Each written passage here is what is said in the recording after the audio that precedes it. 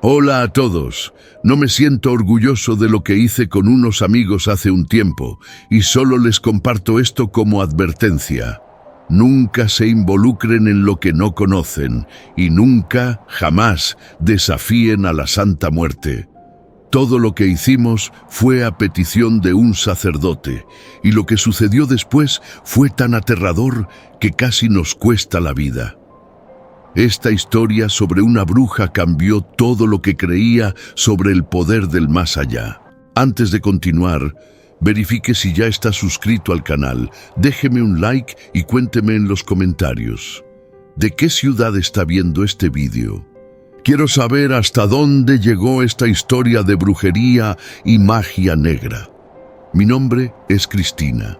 Tengo 32 años, vivo en una ciudad de México que prefiero no nombrar, por razones que comprenderán al final de este relato.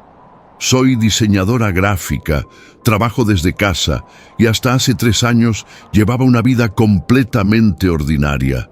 Creía en Dios, iba a misa ocasionalmente, respetaba las tradiciones, pero nunca, jamás imaginé que el universo espiritual fuera tan complejo, tan peligroso, tan real como descubrí que era. Lo que voy a compartir con ustedes es la verdad. No es ficción, no es una leyenda urbana.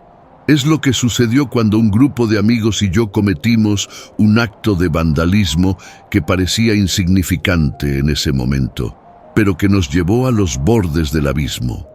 Un acto que fue orquestado por alguien en quien confiábamos profundamente, el padre Clovis, sacerdote de la parroquia donde crecí. Antes de entrar en los detalles de lo que pasó, necesito que entiendan quién era yo en ese entonces. Necesito que sientan el contexto, la ingenuidad, la vulnerabilidad de mis 23 años cuando todo comenzó. Porque esta historia no es solo sobre lo sobrenatural. Es sobre cómo la manipulación, la ignorancia y la arrogancia pueden abrir puertas que nunca deberían haber sido abiertas. Crecí en una familia católica tradicional. Mi padre, Héctor, era abogado. Mi madre, Susana, trabajaba como secretaria en una clínica.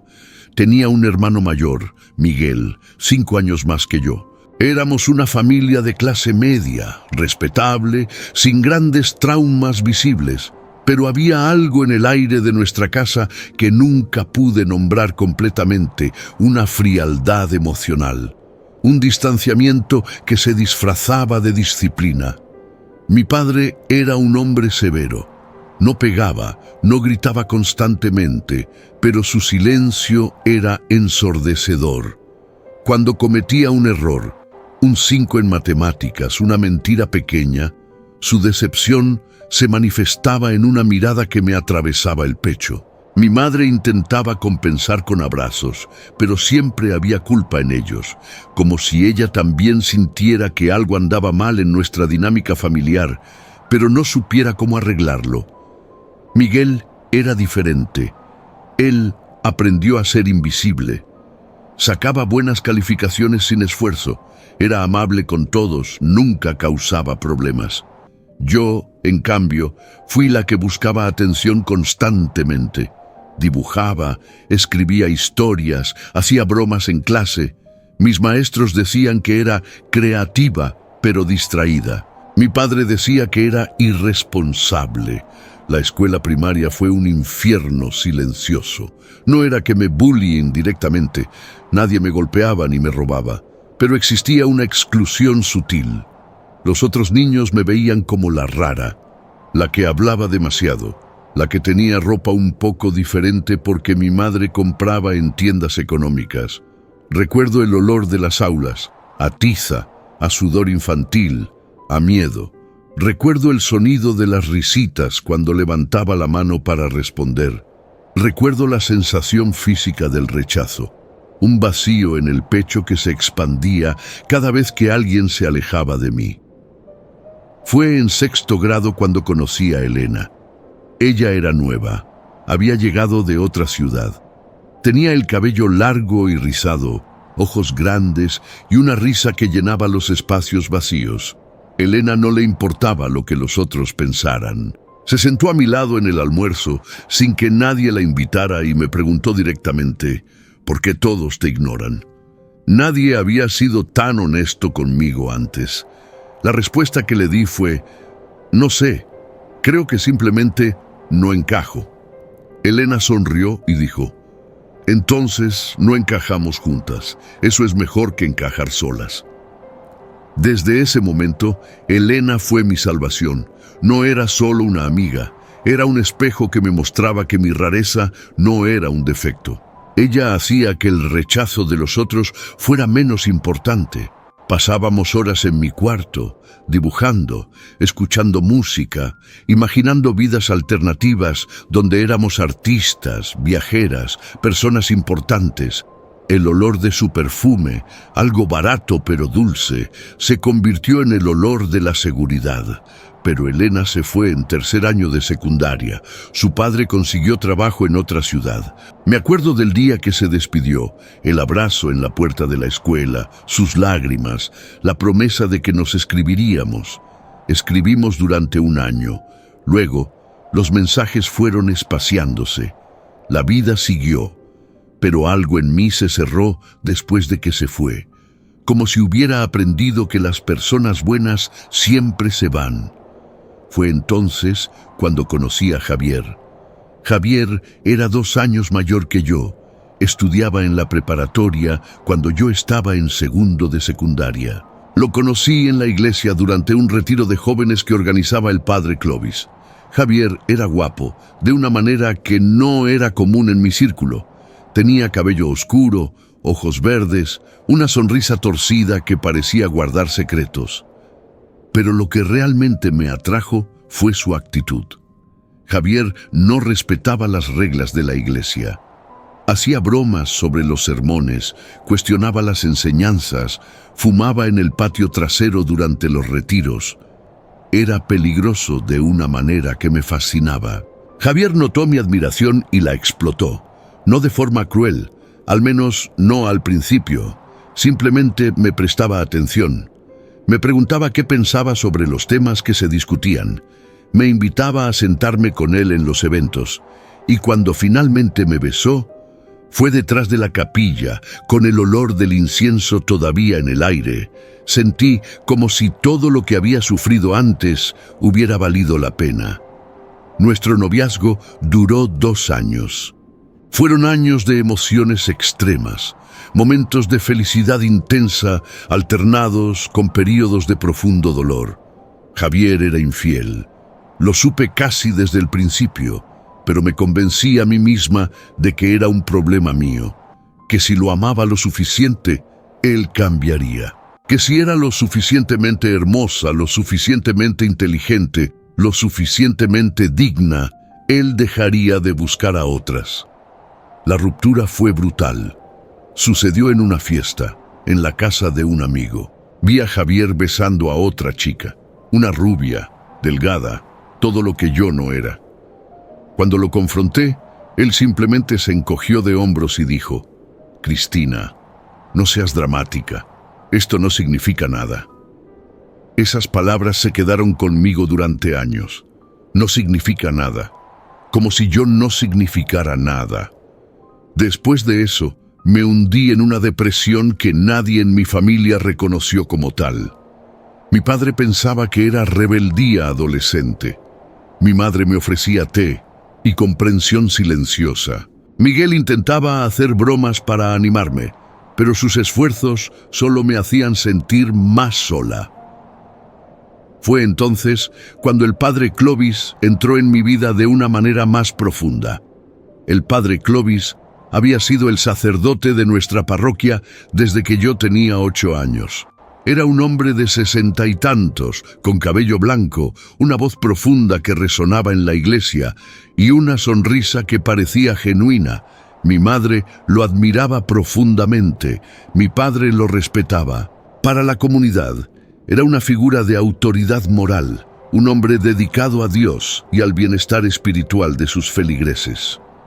Lo que no sabíamos era que el padre Clovis tenía una obsesión por la pureza, por la limpieza espiritual.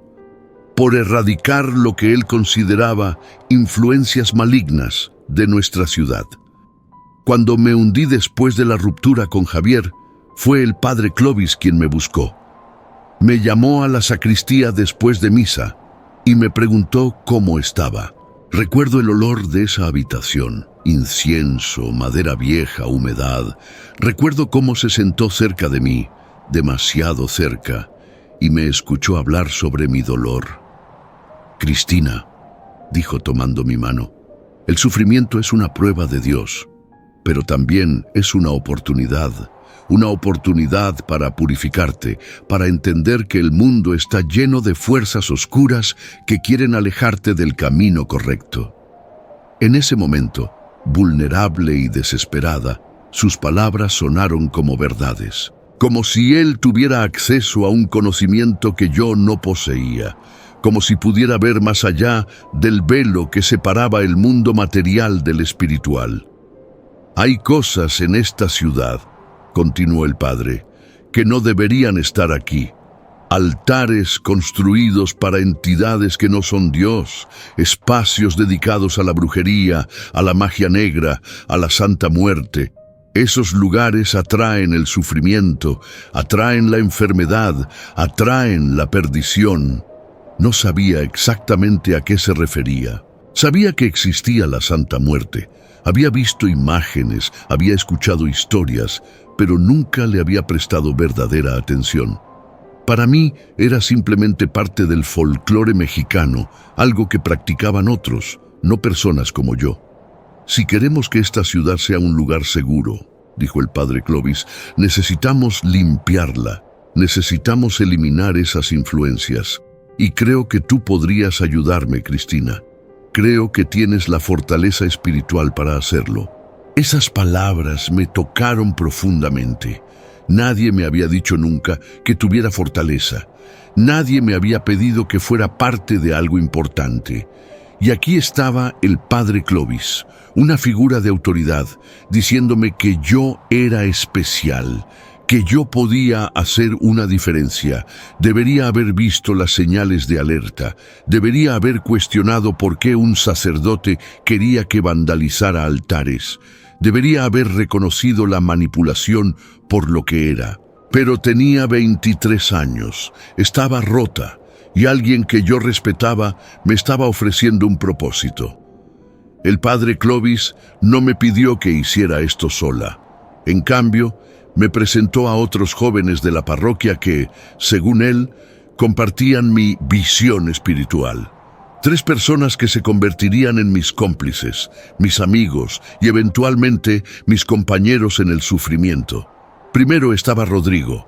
Tenía 25 años, trabajaba como electricista y provenía de una familia que había sido destrozada por las drogas. Su hermano menor había muerto de una sobredosis 3 años antes. Rodrigo llevaba ese dolor como una herida abierta. El padre Clovis le había hablado sobre cómo la magia negra y los espacios oscuros de la ciudad atraían el vicio, la adicción, la muerte. Rodrigo quería creer que si eliminaba esos lugares, podría haber salvado a su hermano. Era una lógica defectuosa, pero el dolor hace cosas extrañas con la razón. Luego estaba Sofía. Tenía 24 años, estudiaba enfermería y había crecido en una familia evangélica extrema antes de convertirse al catolicismo. Su padre la había abusado emocionalmente durante años, convenciéndola de que era pecadora, de que merecía el sufrimiento. El padre Clovis le ofreció una narrativa diferente. Ella no era pecadora, era una guerrera de Dios, era especial, era elegida. Y finalmente estaba Daniel, 26 años, profesor de primaria, homosexual y profundamente en el armario. Su familia era devota y el padre Clovis le había susurrado que si demostraba su fe de formas excepcionales, podría encontrar paz con su identidad, podría ser aceptado por Dios, podría dejar de sentir la vergüenza que lo consumía. Los 4 nos reuníamos en la sacristía después de las misas nocturnas. El padre Clovis nos hablaba sobre la batalla espiritual que estábamos librando. Nos daba libros sobre exorcismo, sobre demonología, sobre la historia de la Santa Muerte en México. No eran textos académicos, eran libros sensacionalistas que presentaban la Santa Muerte como una amenaza existencial. La Santa Muerte es un culto satánico disfrazado, decía el padre Clovis, su voz bajando a un susurro.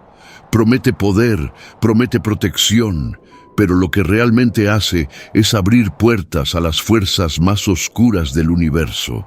Cada altar que existe es un punto de contacto entre el mundo de los vivos y el de los demonios. Ahora sé que esto era completamente falso.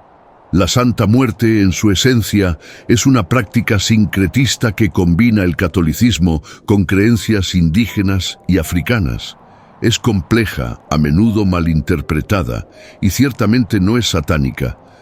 Pero en ese momento, sentado en la sacristía oscura, con velas parpadeando alrededor nuestro, las palabras del padre Clovis sonaban como verdades incuestionables. Hay un altar específico, continuó el padre una noche, en la plaza de San Miguel. Ha estado allí durante años. Es un foco de energía maligna. He visto a personas que pasan cerca a enfermarse. He visto familias destrozadas. He visto cómo la oscuridad se propaga desde ese lugar como un cáncer. Nos mostró fotografías que había tomado del altar. Era una pequeña estructura de madera decorada con flores, velas y una estatua de la Santa Muerte. No parecía amenazante, parecía triste, honestamente, como un lugar donde personas desesperadas venían a buscar ayuda de la única manera que sabían cómo. ¿Qué quieres que hagamos?, preguntó Rodrigo, y en su voz había una mezcla de entusiasmo y miedo. El padre Clovis sonrió. Fue una sonrisa que no llegó a sus ojos. Quiero que lo destruyan, dijo. Quiero que lo desmantelen completamente. Quiero que eliminen cada vestigio de ese altar de nuestra ciudad. Y cuando lo hagan, habrán completado una obra de Dios. Habrán protegido a esta comunidad. Recuerdo el silencio que siguió. Recuerdo cómo los cuatro nos miramos, buscando en los ojos del otro confirmación de que lo que estábamos escuchando era real. ¿No es eso ilegal?, preguntó Sofía, su voz pequeña. La ley de Dios está por encima de la ley de los hombres, respondió el padre Clovis.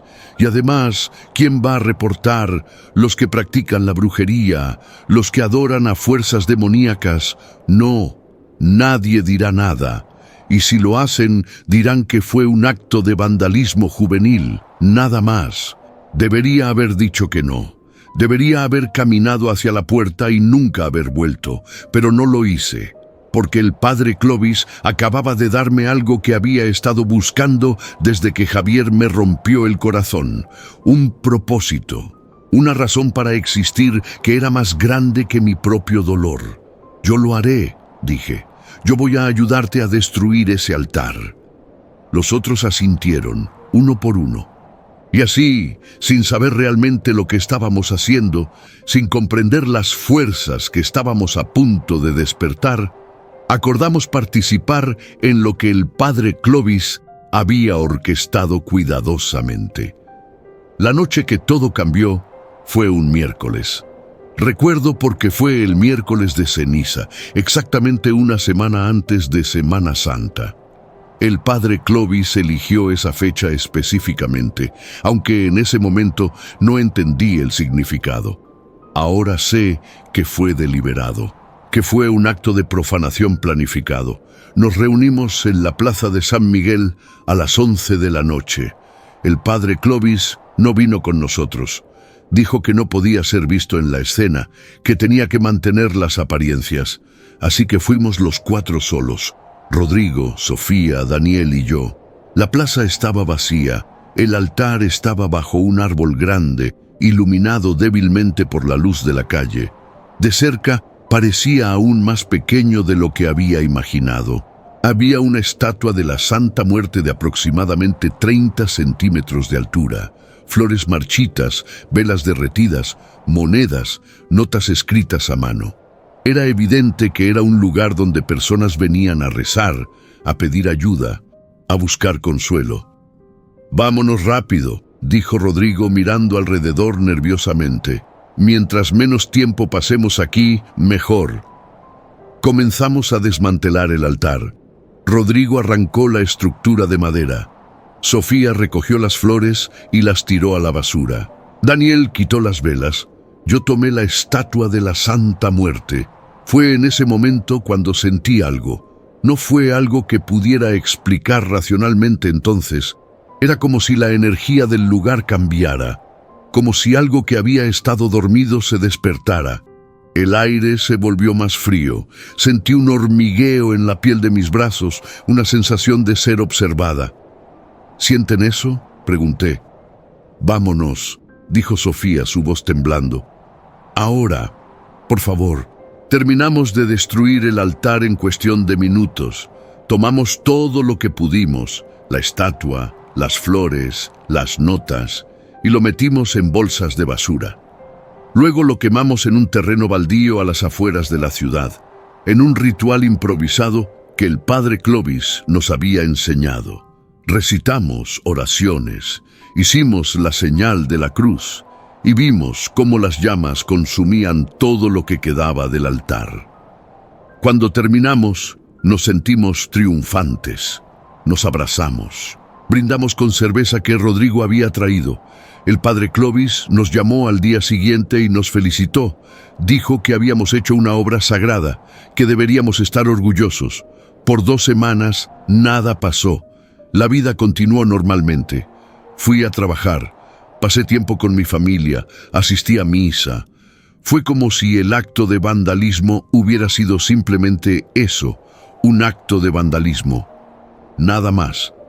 Pero luego comenzaron los accidentes.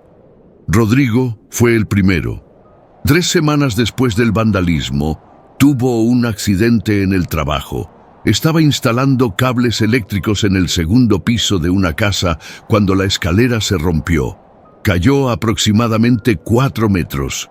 Los médicos dijeron que fue un milagro que sobreviviera. Se rompió 3 costillas, se fracturó un brazo, sufrió una conmoción cerebral. Pasó una semana en el hospital. Cuando salió, vino a mi apartamento.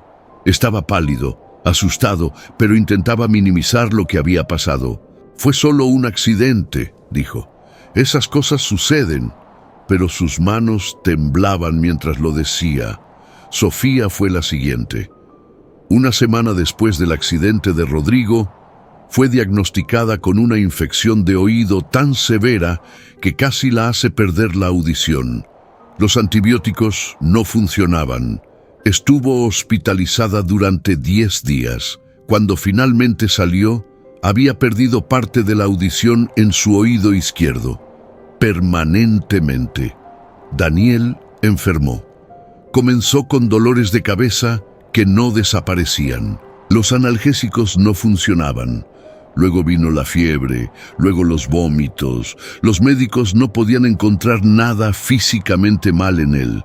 Sus análisis de sangre eran normales. Sus resonancias magnéticas no mostraban anomalías, pero estaba cada vez más débil, cada vez más enfermo. Y yo comencé a tener pesadillas. Al principio, eran solo sueños perturbadores. Estaba de pie en la plaza de San Miguel, y el altar se reconstruía a sí mismo. Las flores crecían de la nada, las velas se encendían solas, la estatua de la Santa Muerte se movía. En los sueños, yo intentaba destruirlo de nuevo, pero cada vez que lo hacía, volvía a formarse. Era un ciclo infinito de destrucción y reconstrucción. Luego, los sueños se volvieron más específicos. Comenzaba a ver a personas, rostros que no reconocía, que venían al altar. Estaban llorando, rezando, pidiendo ayuda. Algunos estaban enfermos, otros estaban en duelo. Todos estaban sufriendo. Y en mis sueños, yo sabía que era responsable de su sufrimiento, que al destruir el altar había cerrado una puerta que les permitía acceder a la ayuda que necesitaban. Empecé a despertarme a las 3 de la mañana, empapada en sudor, con el corazón acelerado. Mi apartamento parecía diferente en esas horas. Las sombras eran más profundas, los sonidos eran más fuertes. Escuchaba cosas que no estaban allí, pasos, voces susurrantes, el sonido de velas siendo encendidas. Una noche desperté y vi a una mujer de pie al pie de mi cama. Estaba vestida completamente de negro, con una calavera en lugar de cara. Supe inmediatamente que era la Santa Muerte. Intenté gritar, pero no salió sonido. Intenté moverme, pero mi cuerpo estaba paralizado. La figura simplemente me observaba. Luego, lentamente, levantó una mano esquelética y señaló hacia la puerta. Cuando pude moverme de nuevo, la figura había desaparecido. Pero el olor permanecía, un olor a flores muertas, a humo, a algo antiguo y corrupto. Llamé a Rodrigo a las 4 de la mañana. ¿Crees que fue una pesadilla?, preguntó, pero su voz sugería que él también estaba experimentando algo similar. Dije, fue real, sé que fue real. Fue entonces cuando decidimos confrontar al padre Clovis. Fuimos a la parroquia juntos, los 4, una mañana después de la misa. Lo encontramos en su despacho, leyendo un libro. Cuando nos vio, su expresión cambió. Fue como si hubiera estado esperando nuestra visita. «Padre», dijo Rodrigo, su voz firme a pesar del miedo que veía en sus ojos, «algo está pasando. Estamos enfermos, estamos teniendo accidentes, estamos teniendo pesadillas. ¿Qué hiciste?» El padre Clovis cerró su libro lentamente. Se quitó los lentes y nos miró directamente. «Lo que pasó», dijo, «es que despertaron algo que debería haber permanecido dormido. Destruyeron un altar sin entender las consecuencias, sin entender que la energía que se acumula en esos lugares no simplemente desaparece, se dispersa y ahora está buscando un lugar donde ir. Y ese lugar son ustedes». «¿Nos engañaste?», preguntó Sofía, lágrimas corriendo por sus mejillas. «No los engañé», respondió el padre Clovis. «Simplemente no les dije la verdad completa, porque si la hubiera conocido, nunca habrían hecho lo que hice, y necesitaba que lo hicieran». «¿Por qué?», grité. «¿Por qué necesitabas que destruyéramos ese altar?». El padre Clovis se recostó en su silla, una sonrisa extraña en su rostro. «Porque hay fuerzas en este mundo que van más allá de la comprensión de la Iglesia Católica», dijo. «Fuerzas que pueden ser controladas, manipuladas, dirigidas. El altar de la Santa Muerte era un punto de poder, y destruirlo de la manera que lo hicieron, con ignorancia, con falta de respeto, con la intención de erradicar, liberó esa energía, la enfocó. Y ahora esa energía está atada a ustedes. ¿Cómo lo detenemos?», preguntó Daniel. El padre Clovis sonrió de nuevo. «No lo hacen», dijo. «Simplemente aprenden a vivir con ello, o mueren. Esa es la naturaleza del poder verdadero, mis queridos niños. Siempre hay un precio». Salimos de su despacho en shock. Fue en ese momento cuando supe que el padre Clovis no era lo que parecía ser, que había una oscuridad en él que era mucho más profunda que la que yo había imaginado. Pero en ese momento no sabía cómo combatirla, no sabía qué hacer. Lo que siguió fue el periodo más oscuro de mi vida. Las cosas empeoraron exponencialmente. Rodrigo comenzó a perder el cabello. No gradualmente como en la alopecia normal, simplemente se le caía en mechones. Se despertaba con almohadas llenas de cabello, se duchaba y veía cómo se drenaba en el piso. Dentro de 2 semanas estaba completamente calvo, pero eso no fue lo peor. Su piel comenzó a desarrollar llagas que no sanaban. Visitó a múltiples dermatólogos. Nadie sabía qué estaba pasando. Parecía como si su cuerpo estuviera rechazándose a sí mismo. Sofía desarrolló una alergia severa a la luz. Literalmente, cuando exponía su piel a la luz solar, desarrollaba ampollas. No quemaduras solares normales, eran ampollas que se infectaban, que dejaban cicatrices. Comenzó a vivir en la oscuridad, con las cortinas cerradas, saliendo solo de noche. Su trabajo como enfermera se volvió imposible. Tuvo que dejar su empleo. Daniel comenzó a vomitar constantemente. No comía nada, simplemente vomitaba bilis verde. Los médicos lo hospitalizaron de nuevo, le hicieron endoscopias, le dieron medicamentos para la náusea. Nada funcionaba. Perdió 30 kilos en 2 meses. Se volvió un esqueleto viviente y yo comencé a oler a muerte. No es una metáfora. Literalmente comenzó a emanar de mi cuerpo un olor a descomposición. Al principio, solo yo podía olerlo. Era como si estuviera podriendo desde adentro. Pero luego, otras personas comenzaron a notarlo. En el trabajo, mis colegas se alejaban de mí. En la calle, las personas se apartaban cuando pasaba. Mi familia lo notó. Mi madre me preguntó si estaba enferma. Intenté todo. Bañarme múltiples veces al día. Usar perfume, desodorante, incienso. Nada funcionaba. El olor simplemente estaba allí, como si fuera parte de mi esencia. Pasé 2 meses sin dormir, no porque no quisiera, sino porque cada vez que cerraba los ojos, veía cosas. Veía a la Santa Muerte de pie en las esquinas de mi habitación. Veía rostros deformados emergiendo de las paredes. Veía mi propio cuerpo descomponiéndose. La privación del sueño me hizo alucinante. Comencé a ver cosas durante el día también. Sombras que se movían de formas imposibles, figuras que desaparecían cuando parpadeaba. Mi trabajo se volvió imposible. Llamé a mi jefe y le dije que necesitaba una licencia médica. Él estuvo de acuerdo, aunque podía sentir su alivio. Nadie quería estar cerca de mí, ni siquiera yo quería estar cerca de mí. Fue durante este periodo que comencé a pensar en el suicidio seriamente. No como una idea abstracta, sino como un plan. Pensé en diferentes métodos, pensé en dónde lo haría, pensé en qué nota dejaría. La única razón por la que no lo hice fue porque no sabía si incluso la muerte me liberaría. ¿Qué pasaría si estaba atada a esta maldición, incluso después de morir? ¿Qué pasaría si simplemente continuaba sufriendo en el más allá? Fue mi madre quien me salvó.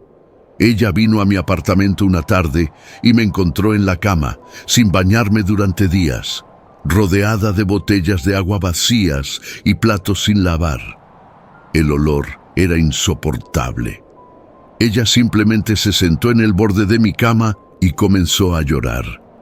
«Cristina», dijo, «no sé qué está pasando contigo, pero no voy a permitir que te pierdas. No voy a permitir que te rindas». «Mamá», le dije, «no puedes ayudarme. Nadie puede. Estoy maldita».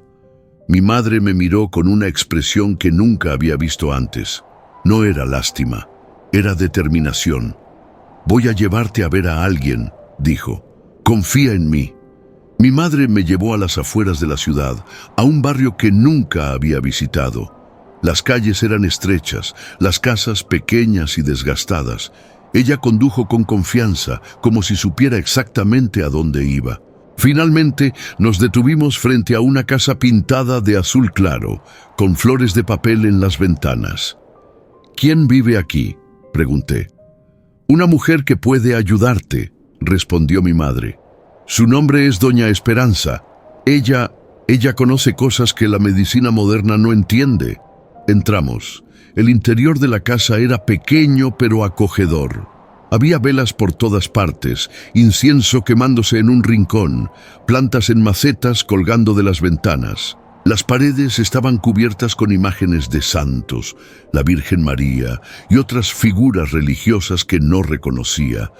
El olor era complejo, a hierbas, a flores secas, a algo dulce que no podía identificar. Doña Esperanza salió de la cocina. Era una mujer de aproximadamente 70 años, con cabello blanco recogido en un moño, ojos oscuros que parecían ver a través de mí. Llevaba un vestido tradicional, hecho de tela gruesa y colorida. Ah, dijo mirándome, veo que finalmente viniste. ¿Nos conocemos?, pregunté. No personalmente, respondió doña Esperanza, pero conozco tu situación. Tu madre me llamó hace una semana. Me describió lo que te estaba pasando. Y yo ya sabía.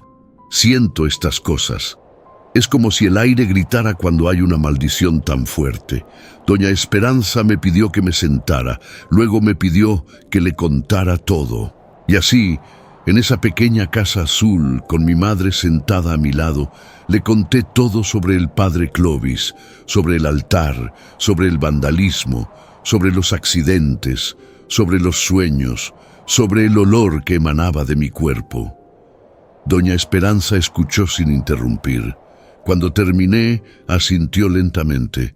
«Lo que te pasó no fue un accidente», dijo. «Fue un acto de profanación deliberado. El padre Clovis sabía exactamente lo que estaba haciendo. Conoce el poder de estos lugares. Conoce las energías que se acumulan en los altares y deliberadamente las liberó, dirigiéndolas hacia ustedes». «¿Por qué haría eso?», preguntó mi madre. «Porque hay fuerzas que operan en la oscuridad», respondió doña Esperanza.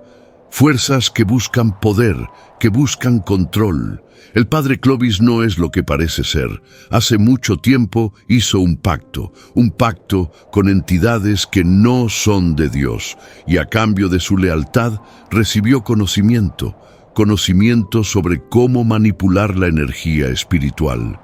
«¿Cómo lo detenemos?», pregunté. «No lo detenemos», dijo doña Esperanza, «pero podemos salvarte a ti, a todos ustedes. Es complicado, pero es posible». Lo que siguió fue un proceso de sanación que duró semanas. Doña Esperanza realizó limpiezas espirituales en mi cuerpo. Usaba hierbas, agua bendita, oraciones en una lengua que no reconocía. Pasaba sus manos sobre mi cuerpo, murmurando palabras que parecían antiguas, como si vinieran de un lugar profundo dentro de ella. Durante estas sesiones veía cosas. Veía la energía oscura que estaba adherida a mí. Era como una sombra negra que se envolvía alrededor de mi cuerpo, alimentándose de mi miedo, de mi culpa, de mi desesperación. Doña Esperanza la extraía lentamente, como si estuviera tirando de un hilo que se extendía infinitamente. «La culpa es lo que la mantiene fuerte», me explicó doña Esperanza. «Mientras sientas culpa por lo que hiciste, mientras creas que mereces este sufrimiento, la maldición tiene poder sobre ti. Necesitas perdonarte a ti misma. Necesitas entender que fuiste manipulada, que eras vulnerable y alguien que debería haberte protegido, en cambio te explotó». Gradualmente, el olor comenzó a desaparecer. Los sueños se volvieron menos intensos. El miedo que había estado viviendo en mi pecho comenzó a ceder. Pero doña Esperanza me dijo que había una última cosa que debía hacer, una cosa que era esencial para completar la sanación. «Necesitas restaurar el altar», dijo. «Necesitas hacer la paz con la energía que despertaste. Necesitas pedirle perdón».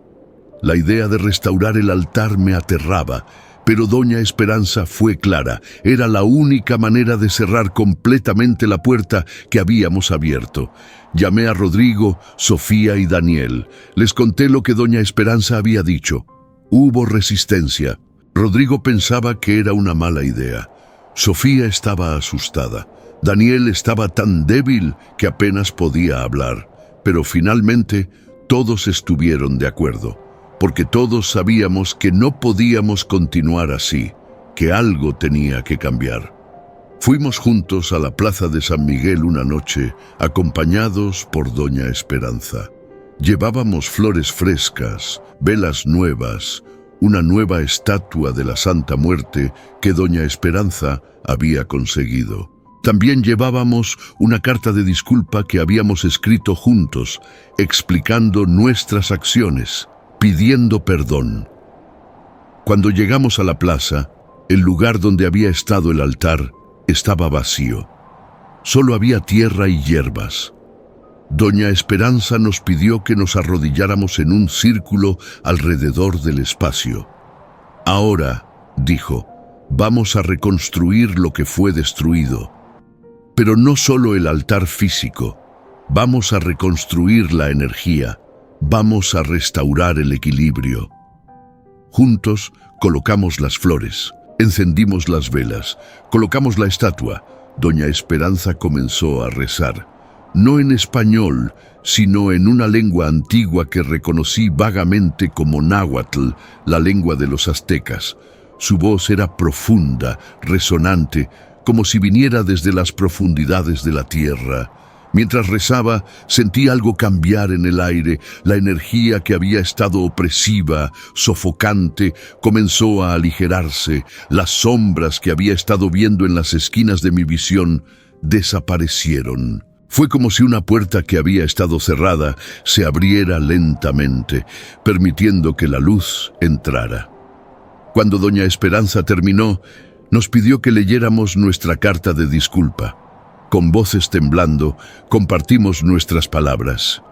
Pedimos perdón, reconocimos nuestro error. Prometimos que nunca más seríamos instrumentos de violencia espiritual. Fue en ese momento cuando sucedió algo extraordinario. El cielo, que había estado despejado, comenzó a nublarse.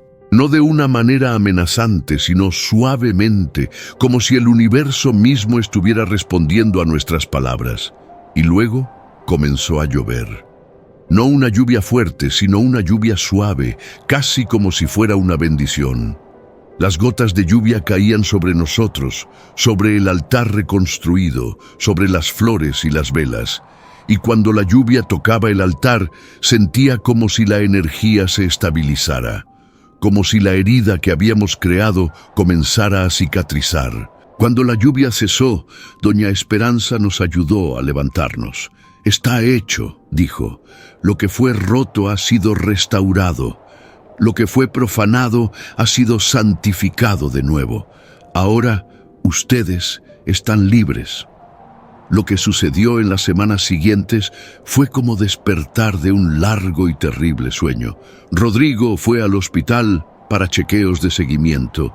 Los médicos estaban desconcertados. Las llagas habían desaparecido. Su piel estaba sanando.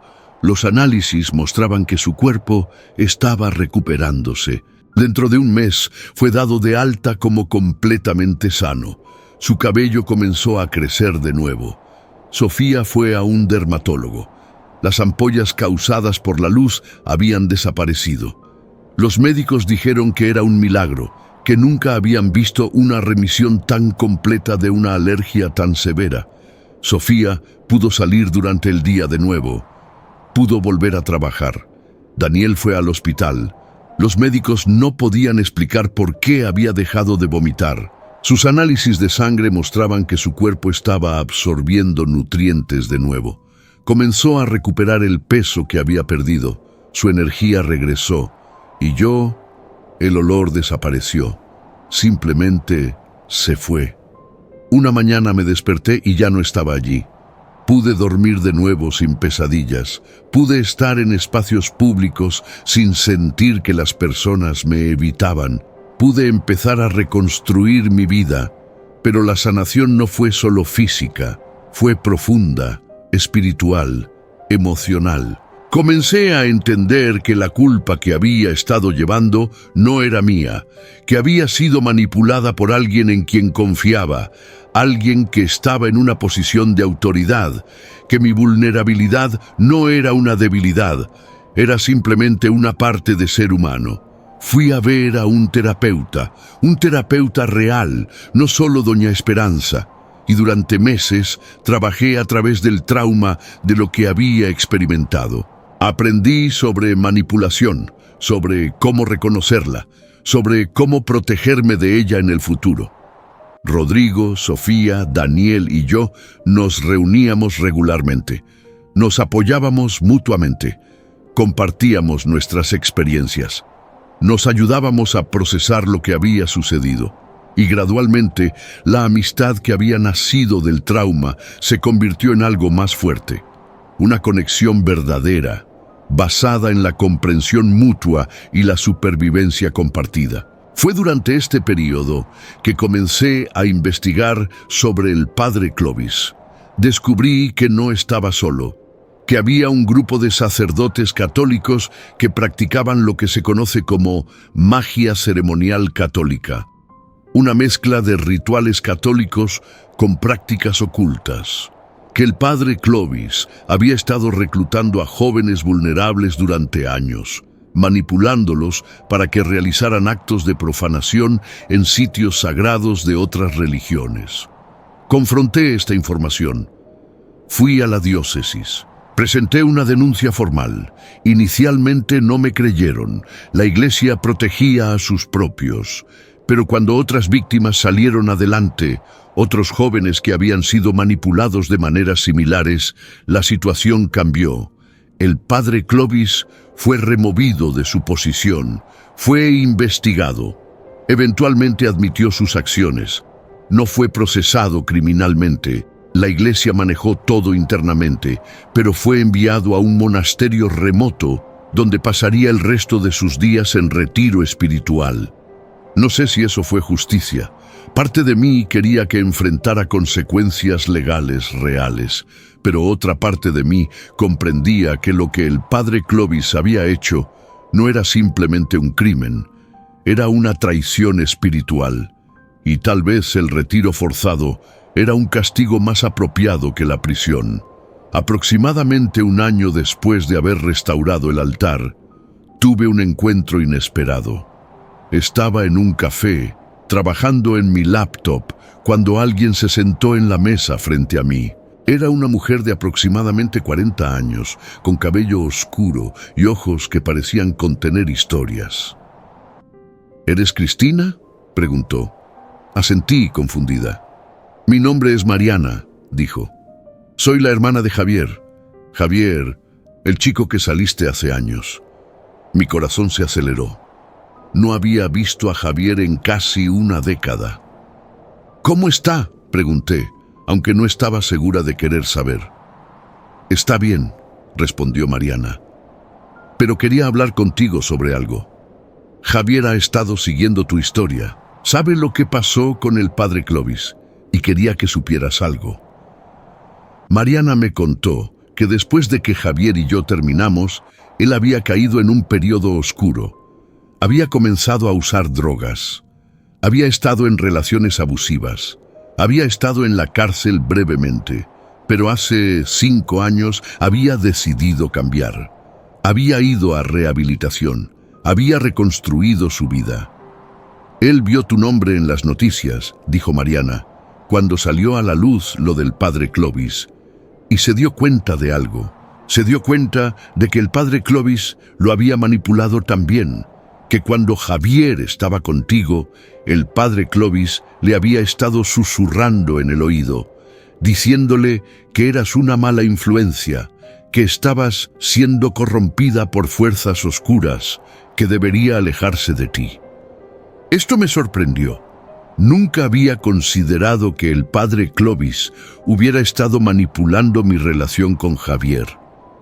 Javier quería que supieras que lo siente, continuó Mariana. Quería que supieras que las cosas que te hizo, la forma en que te trató, no fue completamente culpa suya, que estaba siendo manipulado, pero que eso no lo excusa, que aún así fue responsable de sus acciones. ¿Dónde está ahora?, pregunté.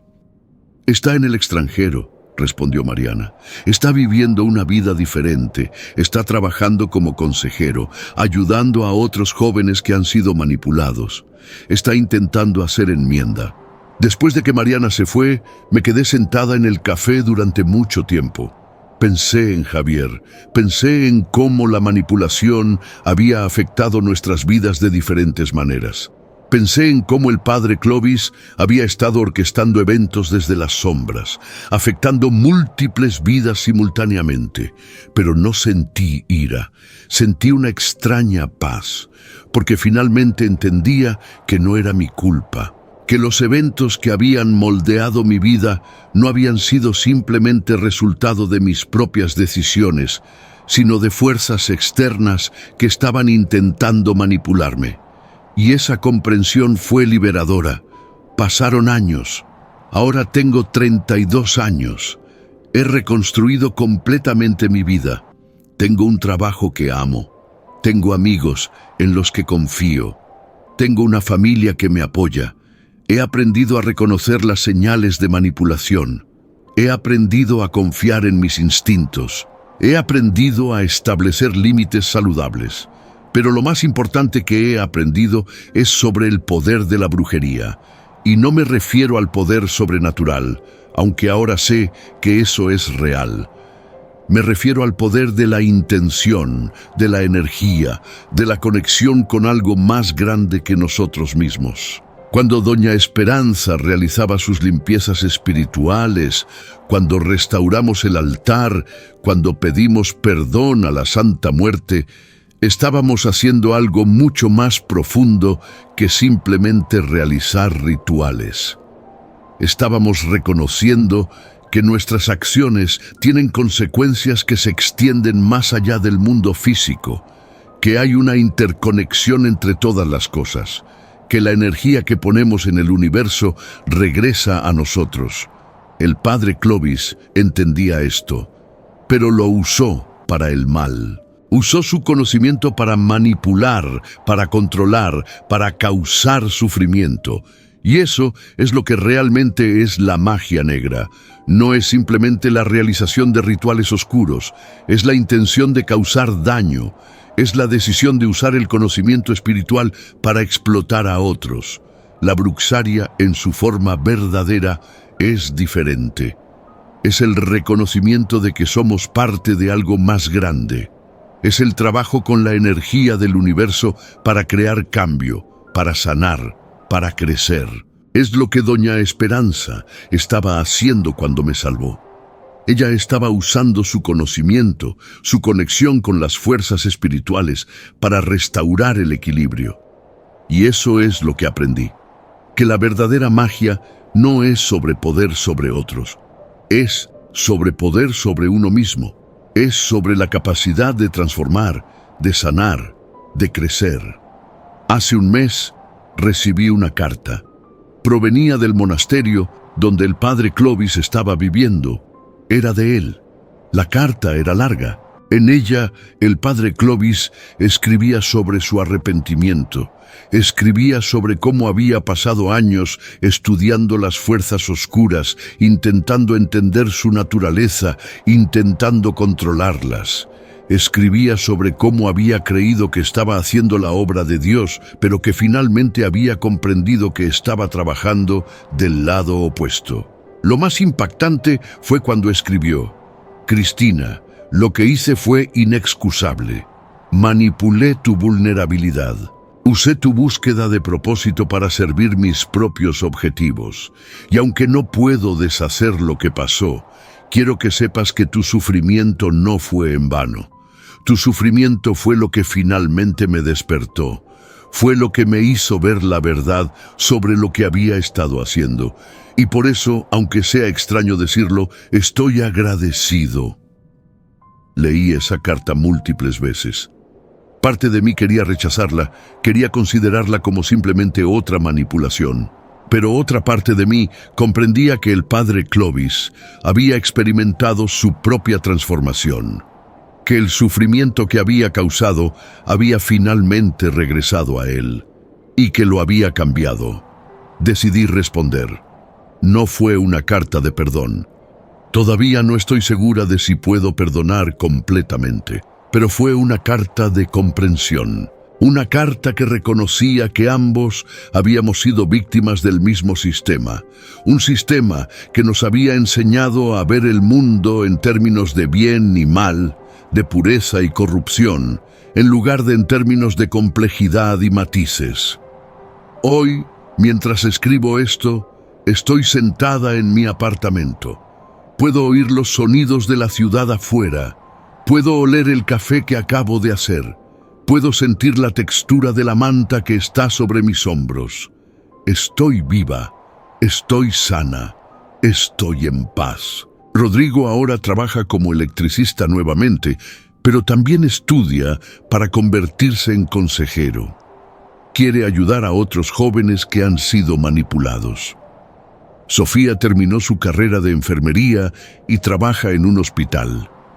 Daniel dejó la enseñanza y ahora trabaja como activista LGBTQ+, ayudando a otros jóvenes a aceptar su identidad. Y yo continúo con mi trabajo de diseño gráfico, pero también he comenzado a trabajar como voluntaria en un centro comunitario, ayudando a jóvenes vulnerables a reconocer las señales de manipulación. Visito el altar de la Santa Muerte regularmente. No soy devota de la Santa Muerte de la manera que algunos lo son, pero respeto lo que representa.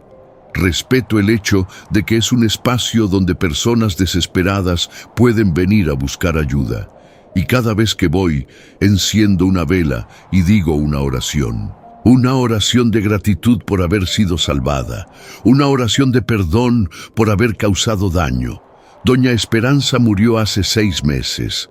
Fue pacífica, en su sueño. Pero antes de morir, me pidió que continuara su trabajo, que ayudara a otros que habían sido víctimas de magia negra, de manipulación espiritual. Y eso es lo que estoy haciendo ahora. La bruxaria me salvó la vida. Pero no fue el tipo de bruxaria que el padre Clovis practicaba. Fue la bruxaria de Doña Esperanza. La bruxaria del amor, del perdón, de la sanación. Fue el reconocimiento de que hay fuerzas en este universo que van más allá de nuestra comprensión, pero que podemos trabajar con ellas si lo hacemos con respeto, con intención pura, con el deseo de sanar en lugar de causar daño. Esta es mi historia. Esta es la verdad de lo que sucedió cuando vandalizamos el altar de la Santa Muerte. Y si hay algo que quiero que aprendan de esto, es esto. Que la manipulación es real, que el poder espiritual es real, pero que la sanación también es real.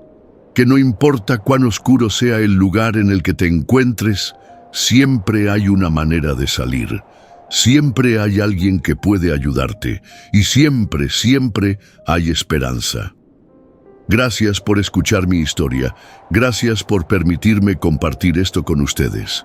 Y si ustedes o alguien que conocen ha sido víctima de manipulación, de magia negra, de cualquier tipo de abuso espiritual, les insto a que busquen ayuda, que no sufran en silencio, que sepan que no están solos, que hay personas como Doña Esperanza que pueden ayudarlos a sanar. Esta es mi verdad. Esta es mi historia de superación a través de la bruxaria, del sufrimiento y finalmente de la paz.